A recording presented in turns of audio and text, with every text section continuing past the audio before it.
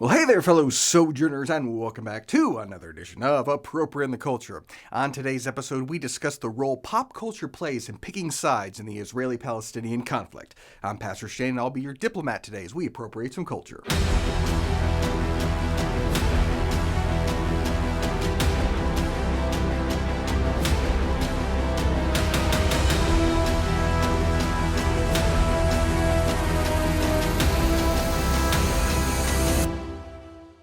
As you all are probably aware, Hamas attacked and committed atrocities against Israel and its citizens on October 7th, and the nation of Israel has responded to that attack with a military campaign to wipe out Hamas.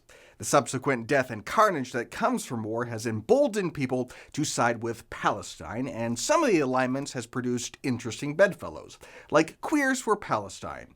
Now, there can be some nuance in these issues. One can separate to some degree Palestinians and Hamas, but Queers for Palestine is a little baffling. As Brendan O'Neill, writing for The Telegraph, explains, "When I first heard the phrase Queers for Palestine, I assumed it was a joke, a meme dreamt up by some right-wing wag on Reddit. There is surely no way actual gay people would cheer on a state infamous for its loathing of homosexuals. For all their zaniness, surely not even purple-haired post-gender activists would take to the streets, pride flag in hand, to champion a country that would jail them if they're lucky and bump them off if they're not. But it's not a joke.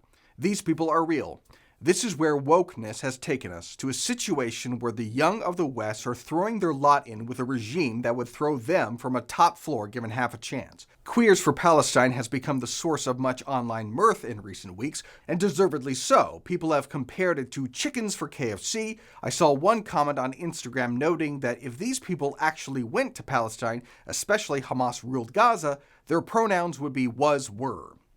So how do we explain people embracing a position that is essentially chickens for KFC? Well, you could say it's simply ignorance, and there's a good deal of that, as this clip shows. We're going to play a game called Hamas or. There is no law against raping your wife. Is this Hamas or the Taliban?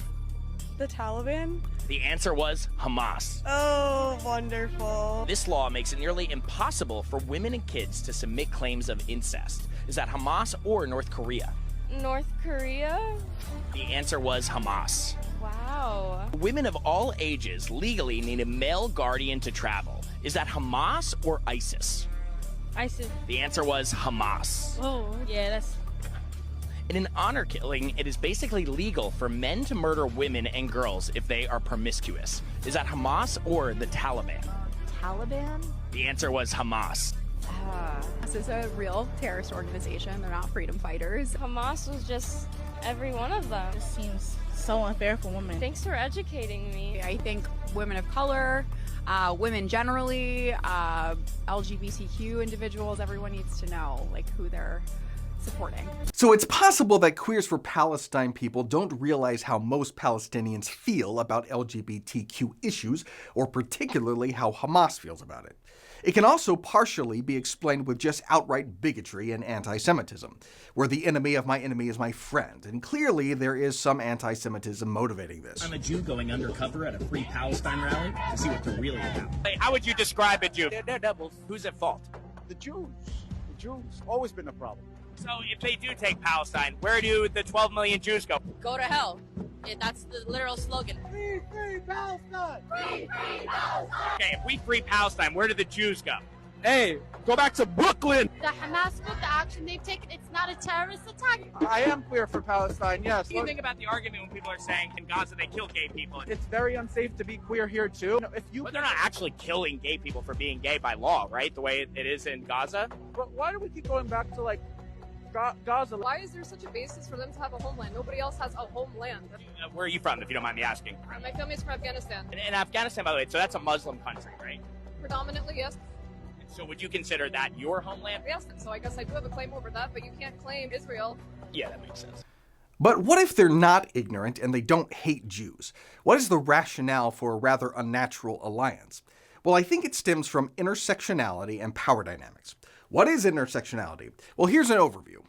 Intersectionality refers to both an analytical method and a group of related social practices that are built on one very basic observation, that everyone, every individual can experience discrimination in different ways, and that to understand and fight against forms of discrimination, we have to consider every potential factor that can contribute to the marginalization of individuals in a particular cultural context. So intersectional analysis focuses on how the perception of things like gender, ethnicity, economic status, citizenship, sexual orientation, and physical ability come together and form our social identities and potentially form intersecting axes of oppression. Let me explain. One of the best ways that I found to explain what intersectionality does is a food analogy. Imagine, if you will, a pizza with a bunch of different toppings. Olives, pepperoni, mushrooms, peppers, whatever.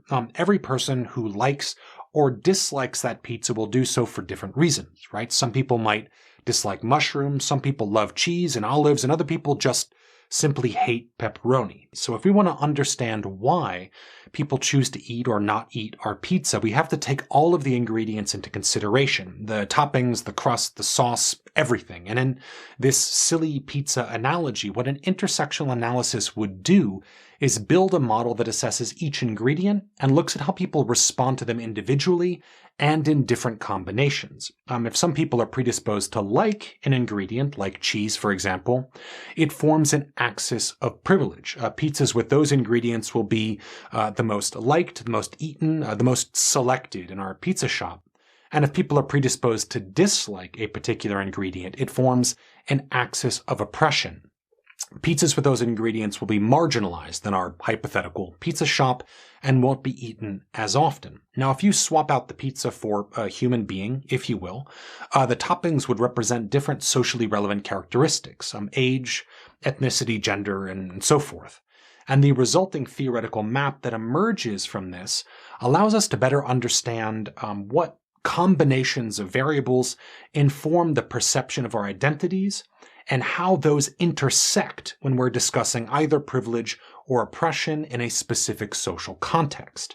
And obviously, intersectional theorists aren't overly preoccupied with food. The theoretical perspective and method is most commonly applied in studying minority groups and how they can be subject to discrimination on both the micro level of intersocial interaction and the macro level of corporate or state institutional and legal bias. It highlights the ways in which dominant social narratives classify those groups, breaking those narratives down into intersecting axes in order to better understand and fight against them. So intersectionality sees everything in terms of privilege and in terms of power. It's all oppressed or oppressor, privileged or not privileged. And when you view everything through that lens, then every disparate outcome is the result of discrimination.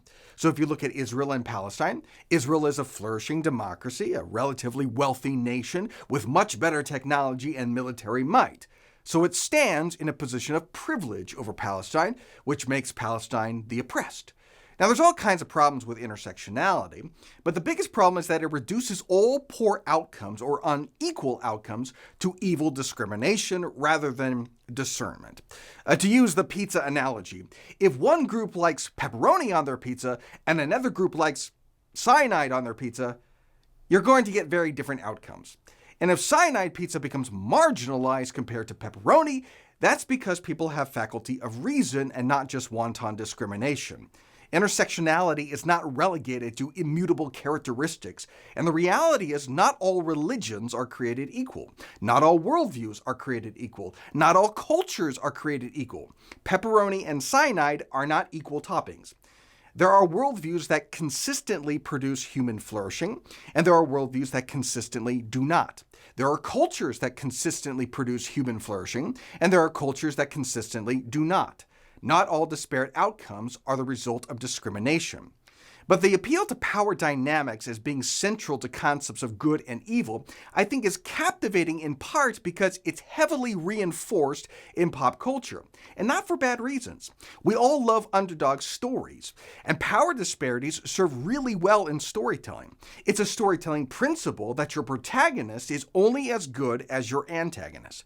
We want the heroes in our stories to be outmatched, outgunned, with everything stacked against them, so that when they emerge victorious, it's that much sweeter. But that framework is a constant reinforcement to the notion that the powerful are the bad guys, are the villains, and the, shall we say, less privileged are the good guys. In fact, we actually struggle to tell stories in any other way. This is hilariously apparent in Star Wars Part 7, The Force Awakens. So in the original trilogy, you have the evil and dominant Empire against the scrappy underdog Rebel Alliance. But then at the end of the series, they topple the Empire and establish the New Republic. And then cut to the next film, and it's the New Order against the Resistance. Why would they be the Resistance if they're the established government? It's because good guys have to be the scrappy underdogs, even if it makes the story convoluted and incoherent. Here's an actual behind-the-scenes look at the producer Kathleen Kennedy working with the screenwriter Larry Kasdan on the story. So we have a couple of notes on the script. Okay, first, we hate that Leia is now evil. She's not evil. Then why does she run the Empire? She doesn't. She's the leader of the New Republic. Right, that's the problem. She's a hero. She should be resisting the New Republic. And change the name. We don't like that. Do New Order or something and put Darth Vader in charge of it. Darth Vader is dead. Well, I'm not the writer. You figure it out. And give the New Order a super weapon. That's basically a New Hope with some name swaps. Ooh, that sounds good. And scene. Now, there is something entirely noble and virtuous about protagonists triumphing over adversity. There is a truth there that speaks to us, and all truth is God's truth. There's a reason that resonates with us on a spiritual level. There's a reason we tell those stories over and over again. But in reality, the underdog is not always the good guy. There's quite a huge power discrepancy between, say, Almighty God and Satan. But God is the good guy, and Satan is the embodiment of evil.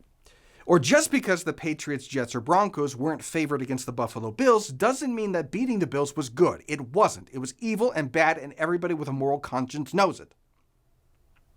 Anyway, the point is, there's undeniable appeal to underdog storytelling, and your protagonist is only as good as your antagonist. But we have to tell stories that capture that in less simplistic ways. Imagine if the New Republic was at a disadvantage, not because of military might or super weapons, but because the New Order was more ruthless. Because the New Order crosses lines you're not willing to cross. They torture prisoners for valuable military intel, but you won't. They don't distinguish between military and civilian targets, but you do. See, even if your protagonist is more powerful, there's all kinds of interesting ways of putting them at a disadvantage, of fighting with one hand tied behind their back.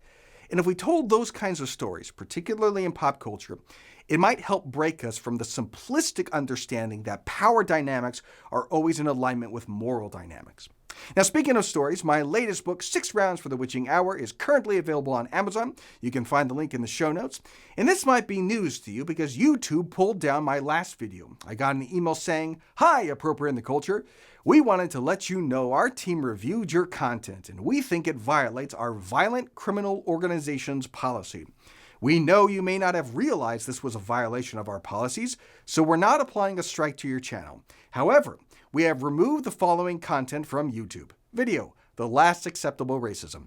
We realize this may be disappointing news, but it's our job to make sure that YouTube is a safe place for all. If you think we've made a mistake, you can appeal this decision. You'll find more details below. What our policy says: content that glorifies violent criminal organizations or incites violence is not allowed on YouTube." Now, I'm guessing that's because I showed a bit of the trailer to 80 for Brady, because that's the only thing that makes sense.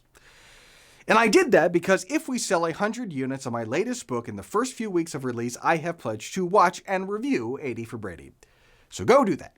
And if you like what we're doing here, like, share, review, leave a comment, join my author's Facebook page, follow me on the major socials. I'll be off here for Thanksgiving, but I'll see you next time for more Appropriate in the Culture.